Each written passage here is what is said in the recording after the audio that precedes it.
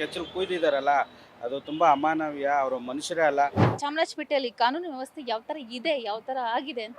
ಗಲಾಟೆ ಎಬ್ಬಿಸ್ಬೇಕು ಅಂತ ಪಿತೂರಿ ಅವತ್ತಿಂದನೂ ನಡೀತಾ ಇದೆ. ಕೆಲವೊಂದು ನಮಗೆ ಊಹಾಪೋಹಗಳು ಮಾಧ್ಯಮಕ್ಕಿಂತ ಜಾಸ್ತಿ ನಮ್ಮ ಹತ್ರ ಬರ್ತದೆ ವಿಚಾರ. ಸರ್, ಸಂಕ್ರಾಂತಿ ಹಬ್ಬದಲ್ಲಿ ನಾವು ಗೋವುಗಳಿಗೆ ಪೂಜೆ ಮಾಡ್ತೀವಿ. ಸೊ ಈ ಟೈಮಲ್ಲಿ ಚಾಮರಾಜಪೇಟೆಯಲ್ಲಿ ನೀವು ಕೂಡ ನ್ಯೂಸ್ ನೋಡಿರ್ತೀರಾ. ಈ ಘಟನೆ ನಡೆದಿರೋದ್ರ ಬಗ್ಗೆ ಹೇಳೋದಾದ್ರೆ? ಏನಿಲ್ಲ, ಹಬ್ಬದ ದಿನಗಳಲ್ಲೇ ಈ ರೀತಿ ನಡೆದಿರೋದು ಅದು ಒಂದು ದೊಡ್ಡ ಸಂಶಯ ಮೂಡ್ತಾ ಇದೆ. ಏನು ಬೇಕು ಅಂತ ಆಗಿದೆಯಾ ಇಲ್ಲ ಅನ್ನೋದು ಗೊತ್ತಿಲ್ಲ. ಅದು ಕಾನೂನು, ನಮ್ಮ ಪೊಲೀಸ್ ಇಲಾಖೆ ಅದನ್ನು ಬಯಲಿಗೆ ತರಬೇಕಾಗತ್ತೆ. ಈಗ ಯಾರೋ ಸಿಕ್ಕಿದ್ದಾರೆ ಅಂತೇಳಿ ನಾವು ಟಿ ವಿಲಿ ನೋಡಿದ್ವಿ, ಮಾಧ್ಯಮದಲ್ಲಿ ನೋಡಿದ್ವಿ. ಅದು ಎಲ್ಲಿವರೆಗೂ ಸತ್ಯಾಸತ್ಯತೆ ಇದೆ ಅನ್ನೋದು ಅದ್ರ ಬಗ್ಗೆ ಗೊತ್ತಿಲ್ಲ.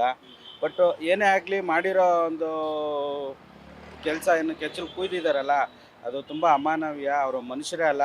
ಕೇಸ್ ಆದಷ್ಟು ಬೇಗ ನಮ್ಮ ಪೊಲೀಸ್ ಇಲಾಖೆ ಪತ್ತೆ ಹಚ್ಬಿಟ್ಟು ಜನರಿಗೆ ಒಪ್ಪಿಸ್ಬೇಕು. ಜನ ತೀರ್ಪು ಏನು ಹೇಳ್ತಾರೆ, ಕಾನೂನು ಏನಿದೆ ಅದ್ರ ಬಗ್ಗೆ ಅವರು ತೀರ್ಮಾನ ಕೈಗೊಳ್ಬೇಕು ಅಂತ ನಾನು ಮನವಿ ಮಾಡ್ತಾ ಇದ್ದೀನಿ. ಇಂಥ ಕಲ್ಮನ್ಸೂರು ಇದ್ದವರು ಕೂಡ ಹಸುಗಳಿಗೆ ಈ ಥರ ಮಾಡಲ್ಲ.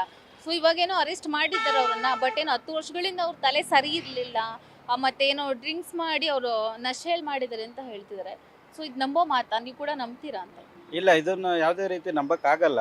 ಬಟ್ ಯಾರು ಮಾತಾಡ್ತಾ ಇದ್ದಾರೆ, ಯಾರು ಗ್ಯಾರಂಟಿ ಕೊಡ್ತಾರೆ ಈ ಮಾತಿಗೆ ಅನ್ನೋದು ತುಂಬ ಭಾಳ ಮುಖ್ಯ ಆಗುತ್ತೆ. ಈಗ ಮಾತಾಡ್ತಾ ಇದ್ದಾರೆ ಅಂತಂದರೆ ಅದು ಯಾರು ಪ್ರೂಫ್ ಏನಿದೆ ಅದರದ್ದು? ಅದು ಸುಮ್ಮನೆ ಯಾರೋ ಮಾತಾಡ್ತಾರೆ ಅಂದ್ಬಿಟ್ಟು ಅವ್ರು ಮಾತಾಡಿದ್ದವ್ರದ್ದೆಲ್ಲನೂ ನಾವು ಕೇಳೋಕ್ಕಾಗಲ್ಲ. ಅದರದ್ದು ಸಂಬಂಧಪಟ್ಟ ಇಲಾಖೆಯವರು, ಆ ಲ್ಯಾಬ್ ರಿಲೇಟ್ರಿ ಯಾರು ಇರ್ತಾರೆ ಅವರು ಕ್ಲೀನಾಗಿ ಮಾಹಿತಿನ ಸ್ಪಷ್ಟಪಡಿಸ್ಬೇಕಾಗತ್ತೆ.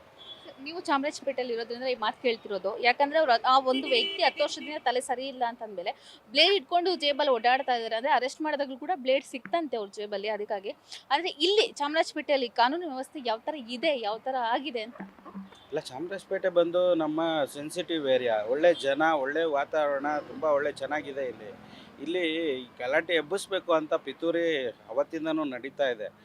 ಒಳ್ಳೆ ಶಾಸಕರಿದ್ದಾರೆ, ಹಿಂದೆ ಶಾಸಕರು ಒಳ್ಳೆಯವರಿದ್ದಾರೆ, ಈಗಲೂ ಒಳ್ಳೆಯವರಿದ್ದಾರೆ.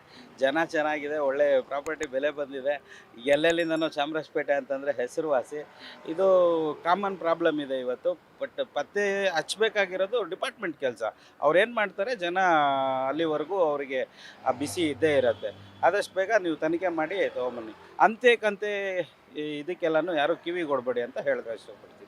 ಇನ್ನು ಹಸುನ ಮಾಲಕರಾದಂಥ ಕರ್ಣ ಅವ್ರು ಹೇಳಿದ್ದು, ಅಂದರೆ ಅವರು ಹೋರಾಟ, ಅದು ದನನ ಆಸ್ಪತ್ರೆ ಇದೆ ಅಲ್ವಾ, ಸೊ ಅದನ್ನು ಹೋರಾಟ ಮಾಡೋದಕ್ಕೆ ಈ ಥರ ನನ್ನ ಹಸುಗಳಿಗೆ ಪರಿಸ್ಥಿತಿ ಆಗಿದೆ ಅಂತ ಹೇಳ್ತಿದ್ದಾರೆ. ಇಲ್ಲ, ಅದ್ರ ಬಗ್ಗೆ ಏನು ಸ್ಪಷ್ಟ ಮಾಹಿತಿ ನಮಗೂ ಗೊತ್ತಿಲ್ವಲ್ಲ. ಈಗ ಗೊತ್ತಿಲ್ಲದಲ್ಲೇ ನಾವು ಏನು ಮಾತಾಡ್ಲಿಕ್ಕಾಗಲ್ಲ. ಈಗ ಅದೆಲ್ಲ ಸೆನ್ಸಿಟಿವ್ ವಿಚಾರ. ಅದ್ರ ಬಗ್ಗೆ ಕೆಲವೊಂದು ನಮಗೆ ಊಹಾಪೋಹಗಳು ಮಾಧ್ಯಮಕ್ಕಿಂತ ಜಾಸ್ತಿ ನಮ್ಮ ಹತ್ರ ಬರ್ತದೆ ವಿಚಾರ. ಅದನ್ನು ನಾವು ಇಲ್ಲಿ ಹೇಳಂಗಿಲ್ಲ. ಅದು ಇಲಾಖೆಗಳಿದೆ, ಅವರು ವ್ಯಕ್ತಪಡಿಸ್ತಾರೆ. Beat plus Karnataka.